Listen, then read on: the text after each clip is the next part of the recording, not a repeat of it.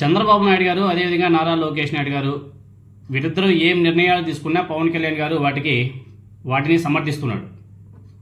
ఒక మాటలో చెప్పాలంటే చంద్రబాబు నాయుడు గారు తానా అంటే పవన్ కళ్యాణ్ గారు తందానా అంటున్నాడు. గతంలో కొన్ని విషయాల్లో ఇదే చంద్రబాబు నాయుడు గారు తీసుకున్నటువంటి నిర్ణయాలని వ్యతిరేకించినటువంటి పవన్ కళ్యాణ్ గారు ఇప్పుడు మాత్రం అదే నిర్ణయాలను సమర్థిస్తున్నాడు. ఎందుకని? అధికారంలో ఉన్నాం కదా, ఇప్పుడు చంద్రబాబు నాయుడు గారికి సపోర్ట్ చేయకపోతే మనం ఇండిపెండెంట్గా వెళ్ళి ఇండివిజువల్గా వెళ్ళి గెలవలేము, మళ్ళీ ఎమ్మెల్యేగా గెలవలేము, ఇలాంటి అధికార దాహం తీర్చుకోలేమని చెప్పేసి పవన్ కళ్యాణ్ గారు భావించి చంద్రబాబు నాయుడు గారు తీసుకున్నటువంటి నిర్ణయాలు అన్నిటికీ కూడా తందానా అంటూ వెళ్ళిపోతున్నాడా? ఇది బాగా ప్రజల్లో ఒక చర్చ అయితే నడుస్తుంది. పవర్లోకి వచ్చిన తర్వాత పవన్ కళ్యాణ్ సొంతంగా ఆలోచించడం కంప్లీట్గా మానేశాడు. ఎలాగో అధికారంలో ఉన్నాం కదా, ఇప్పుడు సొంత అభిప్రాయాలు చెప్పి ఉన్న పవర్ పోగొట్టుకోవడం ఎందుకు అనేసి అనుకుంటున్నాడా అంటే మేబీ అవుననేసి చాలామంది అంటున్నారు. అందరిలో ఇప్పుడు ఇవే సందేహాలు వ్యక్తమవుతున్నాయి. ఎందుకంటే పవన్ కళ్యాణ్ ప్రతిపక్షంలో ఉన్నప్పుడు రాజధాని అమరావతికి 33,000 ఎకరాలు తీసుకోవాలని చెప్పేసి ప్రతిపాదించినప్పుడు ఆనాడు కూటమి ప్రభుత్వం ఎన్ని విమర్శలు చేశాడో మనమైతే లెక్కే వేసుకోవాల్సిన అవసరం లేదు. పవన్ కళ్యాణ్ గారు అసలు ఆ మైకులు పట్టుకొని ఏ విధంగా అరిచాడో కూడా మనం చూసాం. దీని మీద రకరకాల వాదనలు కూడా వినిపించారు. కానీ ఎప్పుడైతే అధికారంలోకి వచ్చారో అప్పటి నుంచి అంతా సైలెంట్. చంద్రబాబు నాయుడు గారు ఏది చెప్తే దానికి తందానా అన్నట్లు వ్యవహరిస్తున్నాడు పవన్ కళ్యాణ్ అనే విమర్శలు కూడా గట్టిగా వినబడుతున్నాయి. అసలు రాజధానికి 33,000 ఎకరాలు ఎందుకు అని చెప్పేసి ప్రశ్నించినటువంటి పవన్ కళ్యాణ్ గతంలో ఇప్పుడు అదే అమరావతి విస్తరణ కోసం ఆల్రెడీ 50,000 ఎకరాలు సేకరించారు. తర్వాత ఇప్పుడు మళ్ళీ 44,000 ఎకరాలు ల్యాండ్ పూలింగ్ విధానం కింద తీసుకురావాలని చెప్పేసి నిర్ణయించినా కూడా క్యాబినెట్ సమావేశంలో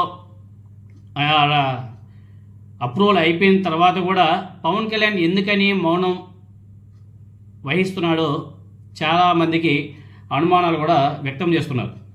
అసలు ఆ క్యాబినెట్ సమావేశానికి పవన్ కళ్యాణ్ వెళ్ళకపోవడం ఏంటి? సడన్గా హైదరాబాద్కి వెళ్ళిపోవడం ఏంటి?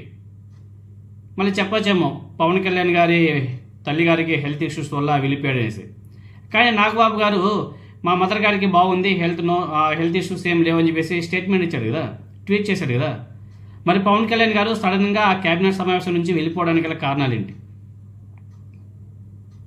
ఒక్క భూమి విషయంలోనే కాదు, అమరావతి కాంట్రాక్టర్లు పవర్ ప్రాజెక్టులు కూడా ఎంపిక చేసినటువంటి కంపెనీలకు మాత్రమే ఇచ్చారు.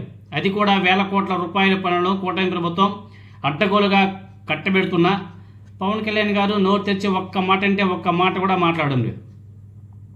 పైగా తమ కూటమి ప్రభుత్వం మరో 15 నుంచి 20 సంవత్సరాలు అధికారంలో ఉంటుంది అని చెప్పేసి తమ మధ్య ఎవరు విభేదాలు సృష్టించలేరు అని చెప్పేసి కూడా పవన్ కళ్యాణ్ గారు చెప్తున్నారు. ఒకప్పుడు పవన్ కళ్యాణ్ రాజధానికి అంత భారీ మొత్తంలో భూమి తీసుకోవడాన్ని తీవ్రంగా వ్యతిరేకించాడు, తప్పుపట్టాడు. కొద్ది రోజుల క్రితమే జనసేన పార్టీకి చెందినటువంటి మంత్రి నాదెండ్ల మనోహర్ రైతులతో మాట్లాడుతూ రాజధాని ప్రాంతం అభివృద్ధి కోసం మరో 44,000 ఎకరాలు సేకరిస్తున్నారనే ప్రచారం కూడా చేస్తున్నారు.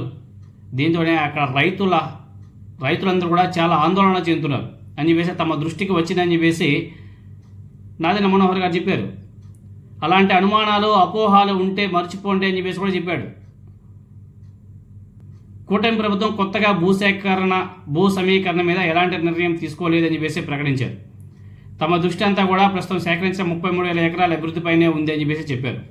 భవిష్యత్ అవసరాల కోసం భూమి సేకరించాలని చెప్పేసి కొంతమంది మాట్లాడినా ముఖ్యమంత్రి ఎటువంటి నిర్ణయం కానీ ఆదేశాలు కానీ ఇవ్వలేదు అన్నారు. కానీ సీట్ కట్ చేస్తే జూన్ 24వ తేదీన జరిగినటువంటి మంత్రివర్గ సమావేశంలో దీని మీద అధికారికంగా నిర్ణయం తీసేసుకున్నారు.